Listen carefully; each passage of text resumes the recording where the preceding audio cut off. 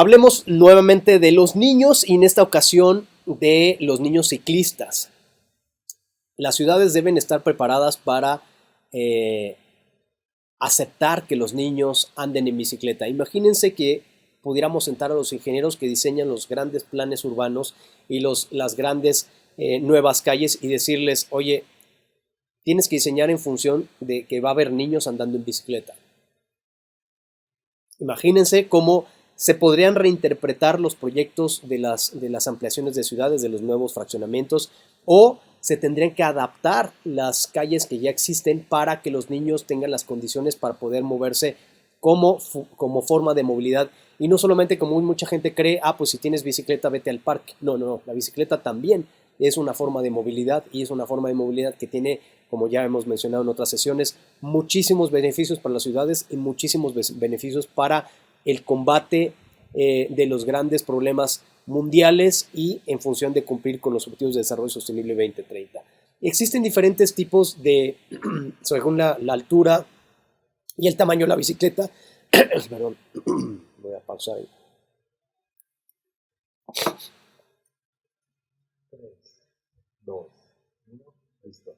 Existen diferentes tipos de bicicleta según el tamaño de la rueda, el cuadro, el tamaño, para poder ajustarse según el desarrollo de los niños. La rodada probablemente más chica es la de 14 pulgadas y para niños ya lo más grande, la de 24 pulgadas, aunque también ya algunos de ellos pueden aspirar a incluso manejar una bicicleta de 26 pulgadas, que es la rodada posiblemente más común todavía en bicis de montaña hoy en día. ¿Qué tipo de contenidos sí le deberíamos proporcionar a los niños para que de manera real se vuelvan ciclistas urbanos? Pues el uso del casco para niños. Ojo con esto, déjenme hacer otra pausita aquí. El casco no es y no debería ser obligatorio para los adultos.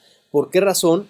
Porque el obligar a generar protección para los ciclistas tiene diferentes implicaciones negativas. Una de ellas es: estaríamos haciendo responsable a un vulnerable. No queremos eso, queremos que el vulnerable reciba del sistema protección para su propia supervivencia. Entonces, si hacemos que el ciclista se ponga el casco, lo que estamos haciendo es hacerlo responsable de su propia vida. Número 2, el casco no salva vidas en el caso de un atropellamiento. El casco protege al momento de una caída, pero no protege cuando un ciclista es golpeado por otro vehículo. Si ustedes revisan las estadísticas de muertes por ciclistas, no van a encontrar prácticamente nunca, sería muy escaso, muertes de ciclistas que han sido víctimas de sus propias caídas.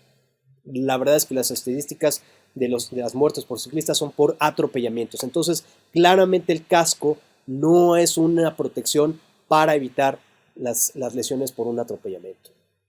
Ese es número 2. Y número 3, el uso del casco desincentiva el uso de la bicicleta. Entre más le generemos obligaciones al ciclista, menos ciclistas habrá. Entonces es muy importante que el casco sí quede solamente como una medida específicamente para los niños, porque ellos sí están más sujetos a caerse por su construcción de coordinación, y entonces sí hace sentido pues hacerlos que se pongan el casco. Pero el uso del casco tendrá que ser pues motivado por principalmente los adultos, que son los responsables de su seguridad. Otra de los elementos importantes para compartir con los niños cuando se está trabajando con ellos en las escuelas, por ejemplo, es el concepto de los reflejantes, de la retroreflectividad. Es decir, cuando un elemento funciona para reflejar la luz, ayuda a ser mucho más visibles. Y esto se puede hacer en la escuela, por ejemplo, cuando se trabaje con los niños, a través de simplemente la luz del celular, dirigirla hacia el reflejante y pues en ese momento se ve el efecto de estos aditamentos. Esto es importante si eventualmente los niños en, no sé, por ejemplo, horarios nocturnos se desplazan, pues que sus bicicletas cuenten con estos elementos de retroreflectividad. Es importante también la identificación de caminos seguros a la escuela y de regreso a casa. No necesariamente el camino más recto, más corto podría ser el más seguro. porque a lo mejor el cruce peatonal o las banquetas están en malas condiciones o las velocidades de los vehículos no son tan favorables. Entonces hay que identificar junto con ellos cuál podría ser el camino más conveniente para ir a la escuela. Otra información relevante podría ser el cómo indicar las maniobras de una manera muy simple y muy básica, que es, por ejemplo, con la mano izquierda, eventualmente la vuelta a la izquierda o la vuelta a la derecha, también indicada con la mano izquierda. ¿Por qué razón? Porque recordemos que del lado derecho tenemos el freno trasero, del lado izquierdo tenemos el freno delantero. Al frenar con la rueda delantera, por estar indicando con la mano derecha, puede haber un frenado demasiado brusco cuando así lo amerite y la bicicleta puede girar y podemos caer. No significa que esté prohibido señalar con la mano derecha, la vuelta a la derecha no, pero para mayor seguridad a veces es recomendable usar esta mano para indicar de esta manera y frenar mientras con la mano derecha. Y por último, algunos conceptos básicos de mecánica que pueden también ayudar a los niños a pues inflar las llantas, a engrasar, por ejemplo, la cadena o a poner una cadena que se pueda salir de su piñón, ¿no? Ese tipo de cosas básicas también pueden ser muy interesantes para que los niños le adquieran el gusto a su bicicleta y de esa manera pues generar cada vez más viajes ciclistas de los niños a las escuelas. Nuevamente, estos contenidos tienen que ser totalmente basados en la realidad y no en supuestos y no en pequeños circuitos construidos como si fueran eso la realidad o el símil de la realidad. Yo no recomiendo de ninguna manera generar circuitos que generen espacios que parecieran escala, más bien tratar de recrear situaciones similares a las que se ven en la calle y que permitan a los niños tomar decisiones adecuadas en función de la realidad nuevamente. Hay que también compartir cuando se generen este tipo de actividades para fomentar el ciclismo, el derecho a ocupar un carril completo cuando existan ciclovías. Claro, lo importante es generar la voluntad política para que existan las ciclovías en todos lados donde existan las condiciones o la necesidad de que así suceda. Hablemos ahora de los peatones. Los peatones requieren ciertas condiciones en las calles y en sus banquetas para poder realmente hacer uso de ellas y que sean espacios funcionales. ¿Cuáles son las características? Pues número uno, que debe existir seguridad en la calle, es decir, no delincuencia, no acoso, no condiciones de baja visibilidad o iluminación que permitan condiciones pues, no favorables para la integridad humana. En segundo término, espacios comerciales, espacios de consumo, espacios de conveniencia en donde la gente pueda acudir para poder tener algún tipo de actividad, ya sea económica, lúdica, etc. Espacios bellos, espacios bonitos, armónicos, espacios que generen un bienestar en la población simplemente porque se ven bien. Y esto tiene que ver mucho con la integración de vegetación en los entornos, de tal manera que al mismo tiempo que se generan espacios más agradables, se generan también espacios más frescos. Esto significa que gracias a la sombra, pues la gente puede caminar de una manera mucho más confortable. En cuarto término, precisamente el confort, que esto tiene que ver con espacios planos, espacios cómodos para caminar, amplios y también espacios para poder estar, es decir, la existencia de bancas para poder disfrutar del espacio público. Eventualmente, las bancas las agradecen mucho las mujeres, las personas mayores y los niños. Es muy importante considerar estos espacios de descanso y de disfrute, como son las bancas, para la estancia provisional de los peatones. También la funcionalidad, es decir, que realmente la banqueta funcione para algo, es decir, me lleve a un destino, me conecte con un espacio específico. Y por último, la conectividad que pudiera yo tener con otros peatones y otras personas que por ahí circulan. Si hay otras personas, el espacio se vuelve mucho más seguro, mucho más agradable también. Cuanto más personas convivan en el espacio público, mejor se percibe el espacio en cuestiones de seguridad, de convivencia, de armonía, y esto también se refleja en mayor calidad de vida para la vecindad en su conjunto. Es muy importante saber entender al peatón. Con mucha frecuencia, pues juzgamos al peatón y decimos, bueno, es que los peatones no usan los puentes peatonales, no usan los pasos peatonales, se cruzan por cualquier lado. Esto no es un tema de educación, es un tema de entender las necesidades del peatón. Aquí en esta imagen ustedes tienen un análisis digitalizado de un estudio de líneas de deseo. ¿Qué son las líneas de deseo? Las líneas de deseo son aquellas líneas de caminitos que trazan los usuarios para llegar de un punto a otro. En el caso de un parque es muy claro cuando tenemos zonas de concreto o pasillos, pero los peatones deciden tomar caminos más cortos y entonces empiezan a marcar trazos sobre el pasto, y el pasto ya no crece justo por esas demandas que existen de caminos más cortos, más cómodos. Esa es una línea de deseo muy evidente, pero también se pueden hacer estudios de líneas de deseo, como este caso, que se trazan, ahorita les explico cómo, pero que también pueden generarse de esta manera a través de digitalización. Esta imagen que ustedes ven tiene las diferentes manzanas de un espacio en un centro de una ciudad, en este caso es Londres. Aquí pueden ver los accesos al metro, en estas como círculos rojitos, y tenemos los pasos peatonales en amarillo, que son los pasos habilitados, pintados para poder cruzar de un lado a otro. Pero tenemos un montón de líneas de deseo marcadas en verde, que son todos esos caminos peatonales que algún peatón marcó en sus desplazamientos de un lado al otro. Aquí podemos ver cómo en Londres, o sea, no es un tema de educación, es un tema simplemente de practicidad, así son los peatones, se desplazan de un lado al otro fuera de los lugares asignados para cruzar. ¿Qué implica esto? Que pudiéramos, como tomadores de decisiones, replantear dónde estarían ubicados los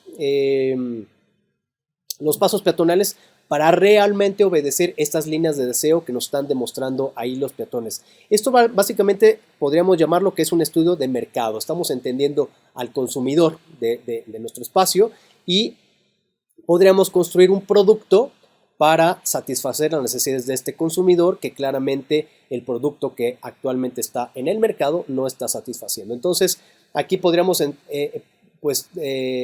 trazar pasos peatonales de una manera no necesariamente tan rigurosa, tan estructurada, como es un rectángulo de un paso peatonal, sino a través de formas un poco más orgánicas tal vez. Incluso los datos estos nos podrían empezar a arrojar evidencia que posiblemente este espacio podría volverse más o semi-peatonal o incluso totalmente peatonal debido a la cantidad de peatones y los espacios que requieren para cruzar. Entonces hay que replantear muchas veces la vista que tenemos, la interpretación que hacemos de las conductas que tienen los usuarios allá afuera para realmente reconfigurar las ciudades en favor del usuario y no pensar que el usuario se va a adaptar a lo que simplemente ahí está. En algunas ciudades se establecen políticas tan favorables al peatón, como es el caso del lado izquierdo. Tienen esta campaña canadiense y del lado derecho tienen esta campaña alemana. La campaña canadiense dice Streets are for people, o sea, las calles son para todas las personas, y menciona Yes, even this guy, o sea, incluso aquel que está distraído. Es decir, las calles nos pertenecen a los seres humanos, no a los vehículos. Por tanto, vean ustedes la variedad de personas que son bienvenidas a circular en las calles. Ciclistas de carga, patinadores, niños jugando, personas de edad avanzada, adultos mayores, comercio, ciclistas, personas con discapacidad, personas comunes, personas llevando carriolas, trabajadores, o incluso aquí podemos agregar incluso turistas que van arrastrando una maleta, y también una persona distraída. Es decir, dejemos ser a los peatones. ¿Por qué tenemos que prohibirle a un peatón que vaya escuchando música, por ejemplo? Está en todo su derecho de ir caminando, disfrutando el espacio y escuchando música. ¿Por qué no? O de repente revisando sus redes sociales, o revisando un libro, una revista o lo que sea, o caminando de la mano con la pareja. ¿Por qué no? O sea, creo que tenemos que ir hacia allá en tratar de devolverle los espacios a la gente para que simplemente siga siendo gente y no esté a las vivas simplemente esperando en qué momento la pueden atropellar. Y en el otro lado, me parece que es Hannover, en Alemania, se han colocado señales de tránsito para indicar a los conductores que existen peatones distraídos en su celular y que es su obligación considerar a esos peatones distraídos y no ponerlos en riesgo. Entonces la obligación nuevamente recae en aquellos que tienen una máquina, que tienen un vehículo, que tienen que están generando un riesgo a través de estos pesos y velocidades que pues desde luego los peatones nunca estarán generando. Hablemos de los puentes antipeatonales y por qué es una pues, absoluta barbaridad para efecto de la movilidad peatonal. Los puentes peatonales le exigen al peatón un montón de cosas. Le exigen voluntad, es decir, tomar la decisión mental. 2, un esfuerzo físico para poder esforzarse y subir lo que implica 2 o 3 pisos hasta llegar a la parte arriba del puente. 3, le exige salud, es decir, una persona que tiene un esguince, que está débil, lastimada, con movilidad reducida, con una discapacidad, pues es absolutamente desinvitada a subir un puente peatonal. Y por último, el tiempo, porque todos sabemos que cruzar de manera recta de un lado al otro, de una banqueta a la otra, es mucho más rápido que subir por un puente peatonal y después bajar. Toma tiempo. Entonces, digamos que la inversión que está haciendo el peatón para poder cruzar hasta el otro lado es absolutamente inhumano. Cualquier peatón que no tenga voluntad, esfuerzo físico, salud o tiempo, pues no usará el puente peatonal. Eso significa que la mayoría de los peatones pues simplemente no van a usar los puentes peatonales. Esa es la explicación de por qué los puentes peatonales no son la solución para los peatones, sino más bien lo que hacen es fomentar la movilidad motorizada y las altas velocidades, es decir, la libre circulación y rápida circulación vehicular. Favorece a la máquina en perjuicio del ser humano. Y lo peor del caso es que confunde al automovilista y confunde a las autoridades. Es decir, al construir un puente peatonal se asume que se resuelve un problema cuando en realidad está manteniendo el problema y está generando confusión en los conductores porque asumen que los peatones tienen que subir cuando en realidad pues esto no va a ocurrir y confunden a las autoridades porque las autoridades erogan una cantidad muy importante, por ejemplo cuestan entre 2 y 3, 4, depende del diseño, hasta 5 millones de pesos y no van a resolver nada. Entonces las autoridades buscarán poner a los policías para que le soliciten a los peatones que por favor se suban. Y entonces las carriolas, ¿qué? Y entonces las personas con discapacidad, ¿qué? Y entonces una persona que lleva arrastrando su bicicleta, ¿qué? Y entonces un albañil que tiene una carretilla, ¿qué? Entonces los puentes peatonales excluyen a buena parte de la población y además harán pues una solución poco equitativa y poco práctica. Y esto además lo podemos interpretar con o explicar con 2 teorías muy interesantes. Una es la de la homeostasis del riesgo y otra es la de la economía del comportamiento. La teoría de la homeostasis del riesgo explica que nosotros los seres humanos y también los otros seres vivos asumen riesgos en función de beneficios obtenidos. Es decir, cuando ustedes van con prisa, manejarán más rápido para poder llegar a tiempo a su destino. Esa homeostasis del riesgo significa que ustedes asumieron un riesgo mayor en función de ese beneficio de poder llegar a tiempo. Y eso funciona en prácticamente todas las decisiones que tomamos todos los días. Asumimos riesgos en función de un beneficio. Es decir, hoy no me da tiempo de comer en un restaurante, digamos, saludable, me voy a comer tacos aquí afuera. ¿Cuál es el riesgo? Que me pudiera enfermar, muy probablemente no, pero el beneficio es sacio el hambre que tengo. Entonces, ese tipo de conductas es sumamente normal en los seres humanos y se puede explicar para, por ejemplo, las vueltas prohibidas, ¿no? O andar en bicicleta en sentido contrario o subirse a la banqueta. Yo asumo un riesgo en función de un beneficio. Esto explica, insisto, muchas de las conductas de los seres humanos, no solamente en la movilidad, sino en nuestro diario actuar en muchas cosas. Y la otra es la economía del comportamiento. Esa es otra teoría que explica por qué como seres humanos buscamos cierta economía. Es decir, nosotros funcionamos con energía. Comemos, convertimos eso en calorías y las calorías permiten que nuestro cuerpo siga funcionando. Y nosotros pretenderemos ser muy eficientes en nuestro consumo de energía. Es, digamos, lo que podría llamarse la ley del menor esfuerzo, tal cual. Somos seres humanos, seres vivos, buscamos ser económicos. Entonces, cuando nos exigen algo demasiado fuera de nuestros límites, estaremos entonces ya pues buscando ser más ahorrativos y más prácticos, ¿no? Al final, cualquiera diría más flojos, pero así somos los seres humanos, así son los seres vivos, no es un tema de flojera, es un tema de economía del comportamiento.